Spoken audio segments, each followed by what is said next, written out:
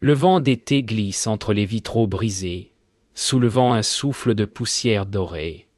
Clara entre, son cœur serré comme si chaque pas réveillait un souvenir qu'elle avait tenté d'oublier. Le silence de l'église l'enveloppe, presque vivant, presque tendre. Elle effleure les murs, la peinture craquelée, les traces d'un passé effacé. Puis un clic discret, le son d'un appareil photo. Elle se retourne. Dans la lumière du matin, un homme la regarde. Elias. Ses yeux capturent plus qu'une image, il la traverse. « Yo, gay, je suis désolé, » Yo murmure-t-il, son accent étranger effleurant l'air. Elle ne répond pas. Trop tôt, trop fragile. Mêlée dans le regard d'Elias, elle sent quelque chose qu'elle croyait mort. La possibilité d'être vue à nouveau. Et soudain, la poussière devient lumière. Les jours suivants, Clara travaille en silence. L'église respire avec elle. Chaque matin, Elias revient, prétendant capturer la lumière, mais c'est elle qu'il regarde. Elle fait semblant de l'ignorer. Pourtant, elle sent son regard comme une chaleur dans son dos. Sous ses doigts, la fresque renaît. Une femme peinte des siècles plus tôt, au regard presque vivant. Clara s'arrête troublée, ce visage semble lui parler ou la comprendre. Elias s'approche doucement.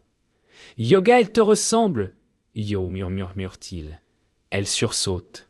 Le silence retombe. Mais dans ses yeux à lui, elle voit la même chose que dans ce peint sur le mur, la promesse d'un secret à découvrir. Sur la place du village, le café sent le pain chaud et le jasmin. Clara s'assied seule, esquissant des croquis de la fresque. Elias arrive, hésite, puis s'assoit à sa table sans un mot. Le silence entre eux n'est pas vide. Il respire fragile, sincère. « Yoga, tu peins avec le temps. » Yo, dit-il enfin. Elle sourit malgré elle. « Yoga et toi, tu le captures. » Yo, leurs regards se croisent, et pour la première fois, ni l'un ni l'autre ne cherche à fuir. Dans l'église, Clara lève la tête. Le vitrail qu'elle pensait perdu renvoie soudain un éclat de couleur sur la fresque restaurée. Le visage peint s'illumine comme s'il respirait. Elias, derrière elle, photographie sans oser parler. Yoga ne bouge pas. Yo murmure-t-il. Elle ferme les yeux, sent la chaleur du soleil sur sa peau, le souffle du silence autour d'eux. À cet instant, le monde se fige, comme si la lumière elle-même retenait son souffle. Ce soir-là, Clara range ses outils. Elias reste près de la porte, l'air hésitant. « Yoga, tu pars déjà ?» Yo demande-t-elle, la voix plus douce qu'elle ne voulait. Il hoche la tête. « Au guet demain, la lumière sera différente. » Heureux, elle sourit, mais son regard reste accroché à lui, comme si une part d'elle refusait la fin du jour. Lorsqu'il s'en va, elle reste seule dans la nef vide. La lumière s'éteint lentement et dans le silence, son cœur bat plus fort que jamais. Sous la couche d'enduit qu'elle gratte lentement, Clara découvre un fragment inattendu. Un regard peint, profond, presque humain. Son souffle se suspend. Le visage d'une femme apparaît peu à peu, caché depuis des siècles sous le temps et la poussière. Elias, assis derrière elle, pose son appareil. « Dieu guerre, on dirait qu'elle te regarde !» Dieu, murmure-t-il. Clara hoche la tête sans oser parler. Ses doigts tremblent, caressant la trace de pinceau ancienne. Quelque chose d'intime la traverse. Une émotion ancienne, comme si la fresque se souvenait d'elle avant même qu'elle ne soit née. Le lendemain, Clara nettoie le contour du visage retrouvé. Chaque geste devient prière. Elle découvre des symboles peints, des fleurs, des initiales effacées. Elias l'observe avec respect, presque émerveillement. « Yoga, tu lui redonnes vie, Yo, dit-il. Elle sourit sans lever les yeux. « Yoga, c'est elle qui me parle. Je ne fais que l'écouter. » Yo, leur voix résonne doucement entre les pierres. Une complicité silencieuse s'installe, fragile comme une lumière d'hiver. Pendant une pause, il s'assoit sur le sol, adossé au mur froid. Elias sort son appareil et lui montre une photo. Elle, absorbée dans son travail, la lumière glissant sur sa peau. Clara détourne les yeux. « Egwa, tu n'aurais pas dû. » Yo, il baisse la tête. Yoga, c'était trop beau pour disparaître. Yo, elle reste silencieuse, mais au fond, ses yeux brillent. Pour la première fois, elle ne se sent plus invisible. Le soir tombe. L'église s'emplit d'ombres bleutées. Clara ferme les yeux un instant, épuisée, mais apaisée. Elias s'approche, dépose un plaid sur ses épaules. Le geste est simple, sans un mot. Elle sent la chaleur du tissu, et derrière, celle de sa présence. Les cloches sonnent au loin. Et dans le silence qui suit, elle se rend compte que depuis son arrivée, c'est la première fois qu'elle ne pense plus à son passé. Le lendemain, en grattant une partie inférieure du mur, Clara découvre une inscription à moitié effacée. « Yogé Lucia, yo !» Elle fronce les sourcils. Elias s'approche, fasciné. « Jogbe, tu crois que c'est son nom ?» Yo, elle hoche la tête. Une émotion la serre. Ce prénom, inconnu, résonne en elle comme un souvenir étrangement familier. Dans le regard d'Elias, elle lit la même question muette.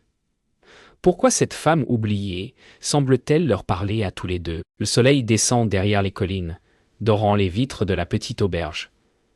Elias l'attend sur la terrasse, 2 verres de vin posés sur la table. Clara hésite à venir. Son tablier est encore taché de poussière d'ocre. Yoga, ce n'est qu'un dîner. Yo, dit-elle à voix basse, comme pour s'excuser auprès d'elle-même. Lorsqu'elle le rejoint, le vent soulève ses cheveux. Le temps semble s'arrêter. Elias lui sourit. Pas un sourire pour séduire, mais un sourire de paix, celui qu'on offre à quelqu'un qu'on attendait sans le savoir. Elle s'assoit.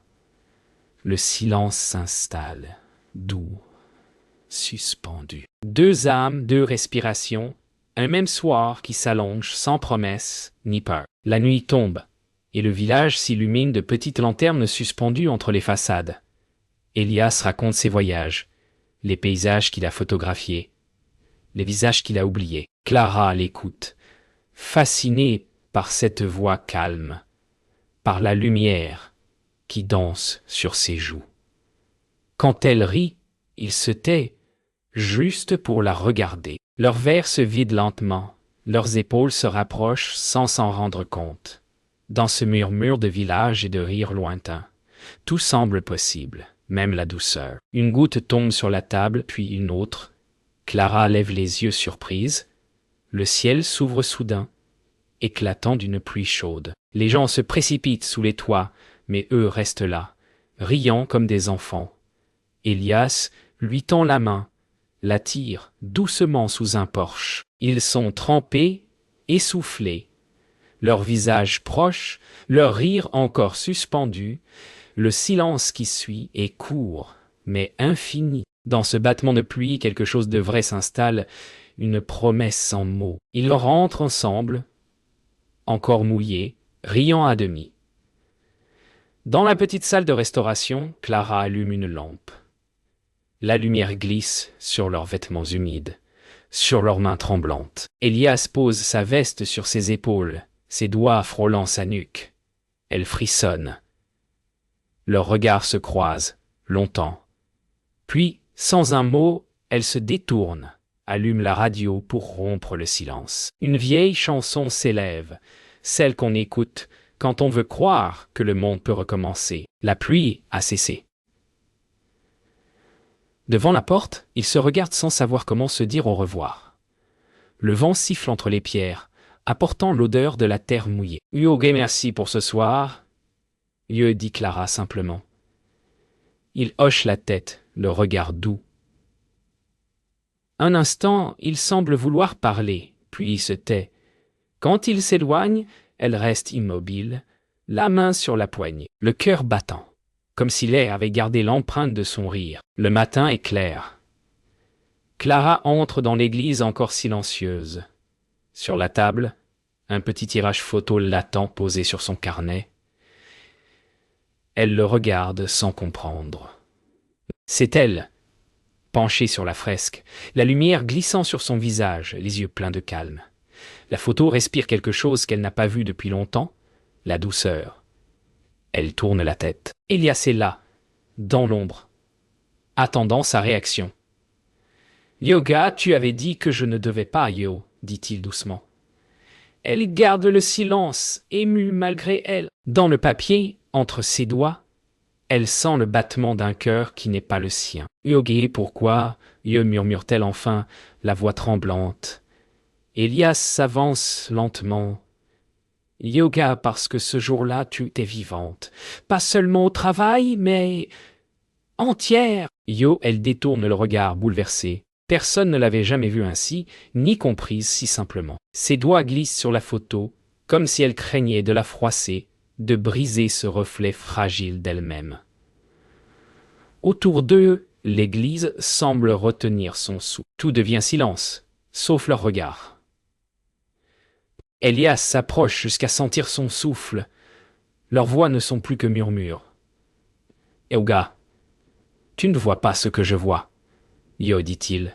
Elle secoue la tête, mais un sourire tremble au coin de ses lèvres. « Yogi, ce que tu vois n'existe peut-être que dans tes yeux. » Yo, il répond. « Ege, c'est suffisant. » Yo, elle baisse les yeux, incapable de soutenir la vérité nue dans sa voix. Leurs ombres se rejoignent sur le mur, fondues dans la même lumière. Le projecteur qu'elle utilise pour restaurer la fresque s'allume soudain, projetant une lumière vive entre eux.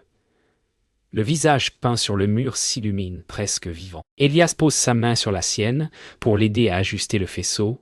Le contact est bref, électrique. Leurs doigts restent suspendus, indécis, entre gestes professionnels et battements de cœur. Clara retire doucement sa main, mais son regard reste captif.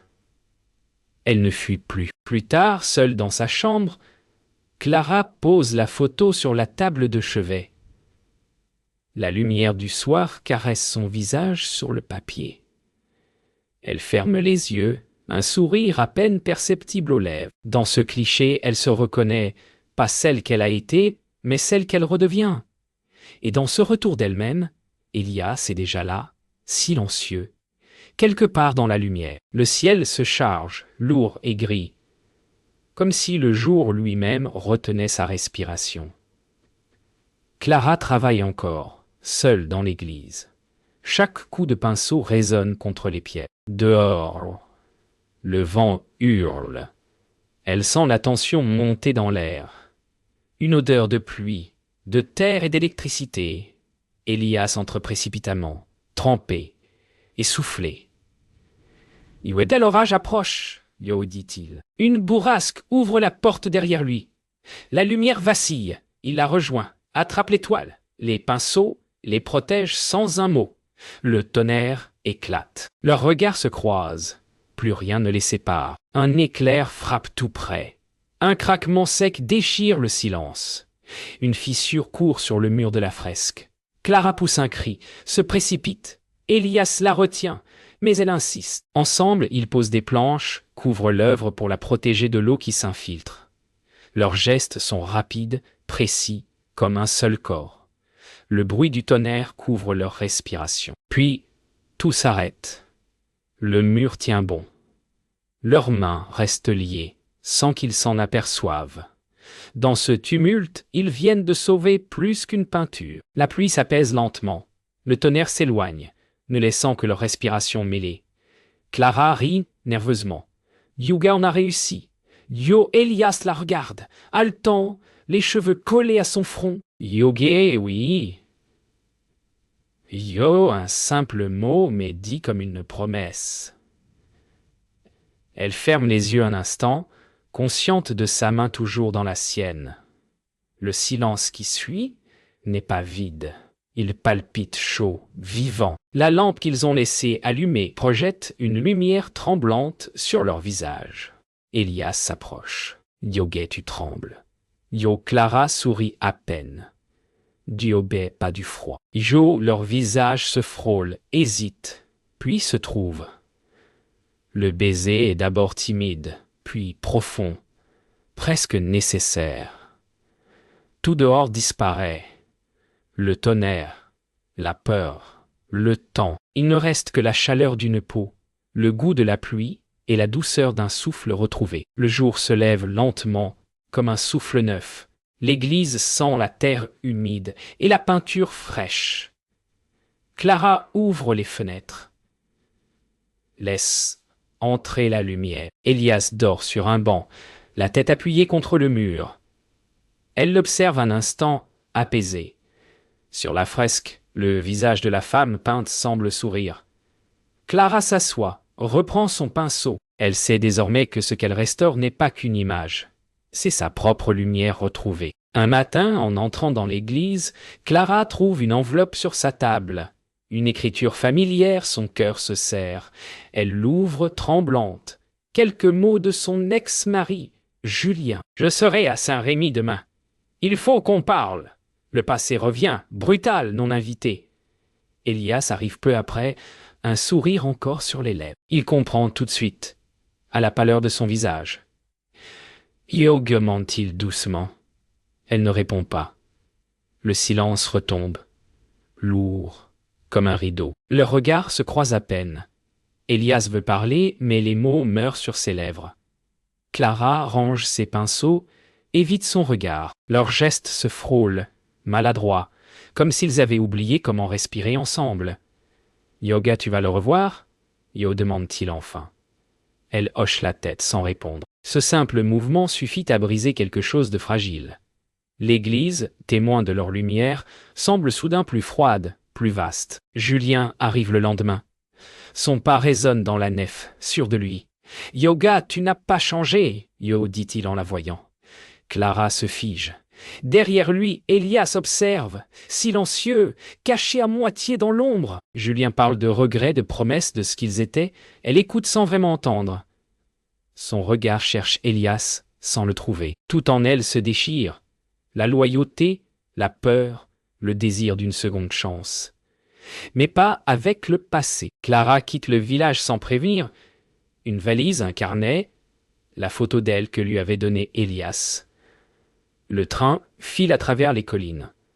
Elle regarde le paysage défiler, incapable de pleurer. Dans la vitre, son reflet la fixe, étranger. Au fond d'elle, la peur a repris le dessus, celle d'aimer encore, de tout perdre encore. À l'arrière du wagon, une lumière dorée glisse sur ses mains. Elle ferme les yeux. Le souvenir d'Elias brûle encore, mais elle s'en éloigne. Elias revient seul dans l'église. Le silence l'accueille, lourd, sans chaleur. Les outils de Clara sont encore là, posés sur la table comme si elle allait revenir d'un instant à l'autre. Il s'assoit, la tête entre les mains. Ses yeux se posent sur la fresque, le visage de la femme peinte semble le regarder, avec la même douleur que lui. « Ok, elle est partie. » Je murmure-t-il, sa voix se brisant dans l'écho. Le vent s'infiltre par la porte, soulevant la poussière et les souvenirs. Les mois ont passé. L'église a été restaurée, repeinte, rouverte au silence et à la lumière. Clara vit maintenant à Marseille. Ses mains travaillent sur d'autres murs, d'autres histoires. Mais aucune ne respire comme celle-là. Parfois, le soir, elle regarde la photo d'Elias qu'elle garde encore dans son carnet. La douleur est devenue douceur. Le manque, une habitude. Et pourtant, certains matins, en mélangeant ses couleurs, elle croit entendre le bruit d'un appareil photo, quelque part derrière elle. Un matin, elle reçoit une lettre de sœur Agnès. La fresque est achevée. Venez voir, rien d'autre. Clara hésite plusieurs jours, puis prend le train. En regardant les collines défiler, elle sent son cœur battre plus vite. Le village n'a pas changé, ni la lumière, ni l'odeur du pain chaud. Pourtant, tout semble neuf, comme si le monde l'attendait. Au fond, elle sait qu'elle ne vient pas seulement revoir une œuvre. Elle vient retrouver ce qu'elle a laissé derrière elle. Le jour de la réouverture, le village est rassemblé. Les cloches sonnent doucement. Clara entre dans l'église, le cœur battant. Le mur restauré resplendit sous le soleil. Le visage de Lucia semble vivant, apaisé. Elle s'avance, touche doucement la pierre, les yeux humides.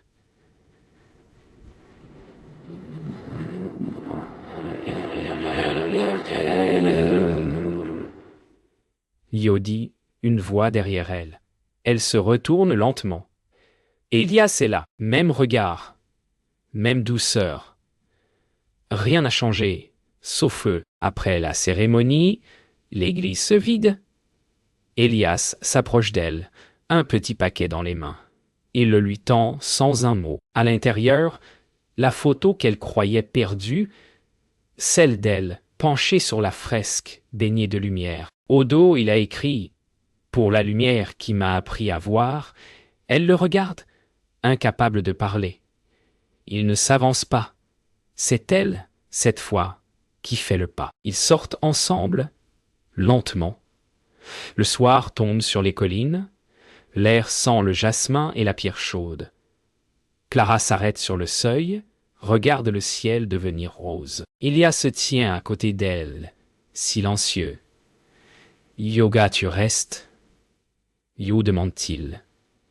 Elle tourne vers lui, un sourire apaisé.